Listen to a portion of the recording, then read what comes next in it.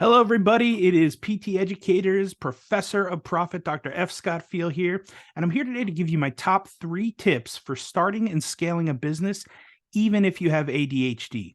But first, I want to tell you a little bit about my story. For those of you who don't know me, I'm a physical therapist, professor, but I started out as an English major. It wasn't a normal path to get from undergraduate to graduate school. I knew I didn't want to write. I didn't want to edit. I didn't want to teach. So I wasn't really sure what to do. So senior year, I had plenty of time taking only golf, bowling, and intro to Japan. So I volunteered at the local hospital and they put me in the PT department. And luckily, I saw what they were doing. They were batting around balloons and playing volleyball with patients and, rolling around on the mat and doing all cool exercises and activities. And I thought, I could do that. That looks fun. Then I looked at all the prereqs and I was like, nope, don't have that one, don't have that one, don't have that one. So I graduated in 4 years with a BA in English. And then I had to take a bunch of prereqs over the next year to get into PT school. Finally did get into PT school. It was a master's program at that point, but I kind of started the transitional doctorate as well.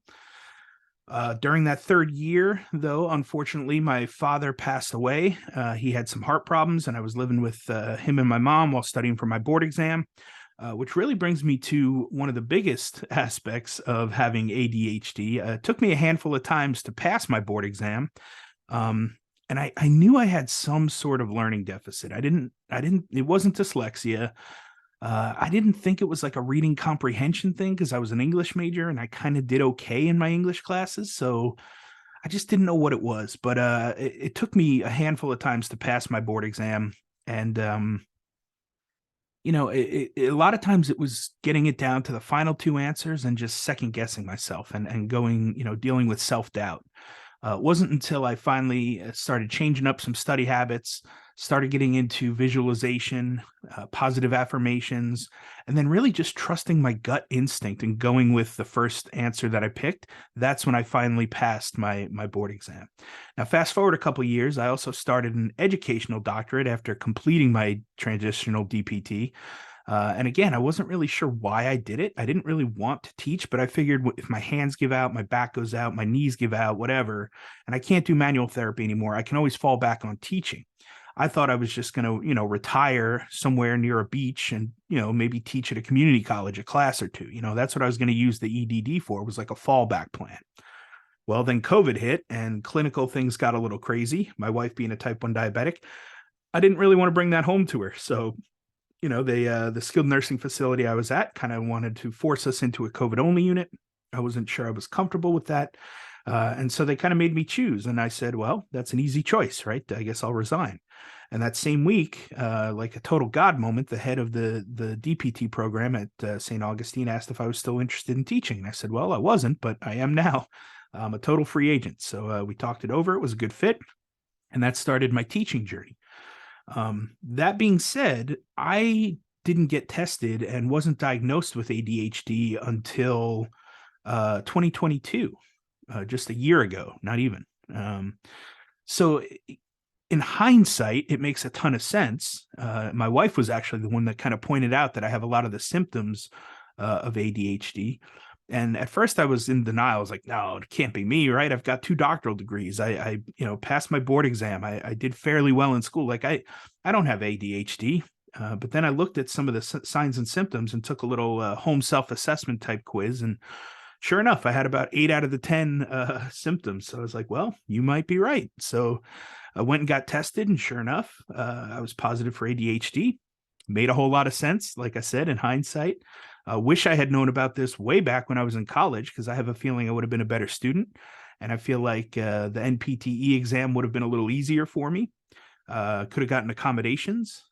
So from now on, hopefully I don't have too many more tests in my future. But this next big one I'm taking, I do get accommodations for, which is I'm in my own specialized room. I get double time. And I'm allowed to use headphones for noise canceling purposes. So we'll see. But that being said, I've been relatively successful. I have not leaned on ADHD. I mean, I didn't even know I had it till last year. So it wasn't like a crutch for me. And so I kind of wanted to bring my top 3 tips for success especially when trying to start and scale a business. If I can do it, again, anybody can, right? Even if you've got ADHD, and especially if you have ADHD, these 3 tips should help, right? And the first tip, use routine and time blocking to keep your things in order, right? So try to do as much of the same things every day as you can. That kind of helps you keep expectations and manage your day-to-day stuff. If you can keep things approximately the same flow every day so you know what to expect. And time blocking has been huge for me. I was doing this again, even well before I knew I had ADHD, in order to keep things in line, in order to see what I had to do every day and complete my big 3 tasks for the day, right? My to-do list. I had to take an Excel spreadsheet and really cut down hour by hour or even half hour blocks and slots and put in and name every single thing I was going to do. And then at the very end of the day, I left about an hour or so for fixing things or things that ran over or things I just didn't get to that I meant to, so I can kind of, catch back up and fix that last little bit of time blocking. So, yeah, time blocking has been a big help for me. It's been able to, lay out my week, and I change things a little. I move things around as necessary, right? But some of the things, like Tuesday is our big meeting day. We have meetings pretty much from about 8 to 12 or so every day, 8 to 1 on Tuesdays every week. So for me, it's been helpful to just put the things in that I know are going to happen every week and then move other things around. If I have podcast interviews, or I try to keep a lot of my interviews to Tuesdays because, again, that's just my busy meeting day. So I try to cram everything into Tuesday.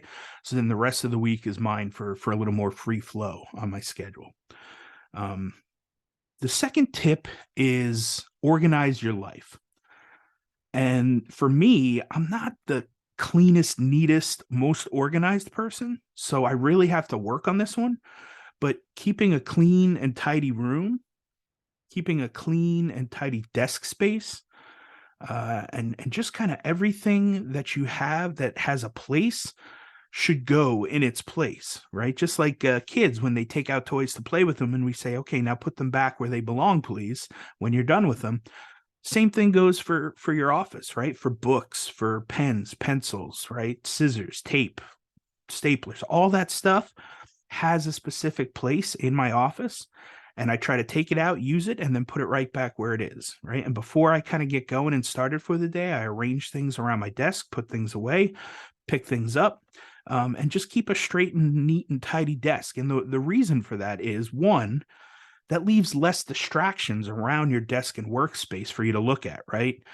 Your phone, right? Random pens, Post-it notes, books, If you don't have too many things scattered around your desk, then you're not going to be as distracted and want to look at them and pick them up and adjust them and fix them and put them away, right? So if you take care of all that beforehand and you straighten up and you keep everything nice and neat and tidy, it'll kind of help you with keeping a clutter-free environment and staying focused. Last tip, and this one is a little bit counterintuitive sometimes to people with ADHD, but lean into your ADHD like a superpower. Especially if you have an entrepreneurial mind and you are looking to get a business up and running and then eventually scale it. Having ADHD is not the end of the world, right? My brain is constantly going and going and going and thinking of things, and it's hard to shut it off, especially at night, right? Which can cause some issues when it comes to sleep, because you do need to get your 7-8 hours of sleep, right? You do need to stay hydrated. You need to exercise. You need to, eat healthy. But when it comes to leaning into ADHD, if you have a thought or an idea, jot it down, write it down, and then just leave it be and move on and go about your day and do your stuff that you have to get done and take care of. Then come back to it after it's had time to marinate a little bit, and when you have time to sit down and really focus on those things. I call it like free time for thinking, or focus, free time for focus, where you can just sit there with your ideas and things you've written down and go over them and think, is this a good idea? Should I pursue this? Or no, that's not the best idea I've had, especially because it's going to pull me away from my North Star and what I'm trying to accomplish, right?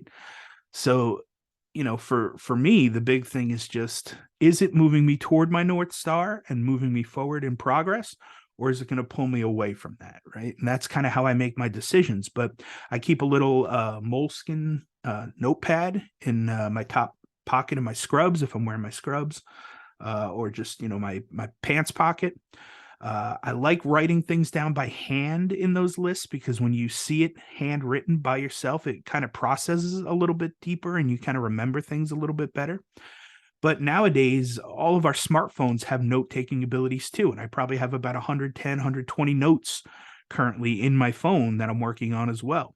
So, when you get those ideas, jot them down, like come back to them, revisit them, because they could be great ideas. But you need to let them sit a little bit and marinate, and then take time when you can actually attend to those ideas to see whether or not they're worth it, especially from a business standpoint. So those are my big 3 tips for those with ADHD that are looking to start a business. And like I said, don't let it dissuade you. Don't let it discourage you, because again, if I can do it, anybody can do it. I promise. Like I said, I'm never the smartest guy in the room, right? And if I am, I'm in the wrong room. But the key takeaway there is, 2 doctoral degrees and an English major before becoming a PT. I'm not that smart. I'm just persistent, right? And I stick to it, And if I can give kind of a bonus tip, it would be, go get tested. It's not easy. It's not easy to find somebody to do the testing. It's not cheap. But I will say that if you suspect that you have ADHD, start with like a little home quiz or test. They have a bunch of those out there that you can kind of screen yourself just to see. And then, if it looks like, yeah, you fit the description, then go try to find somebody who is a professional that's trained in testing people to see whether or not they have ADHD. Because I will say this, once I was diagnosed, and we talked it over with my healthcare providers, my team, we got me on a medication, found the right dosage, and now I can confidently say I get about 6 hours of uninterrupted focus, laser-like focus every day. So, the medications were amazing. Once I started that, I was like, whoa, this is how normal people's brains function and work. This is amazing. I wish I had known this when I was younger, when I was in college. I would have been a much better student.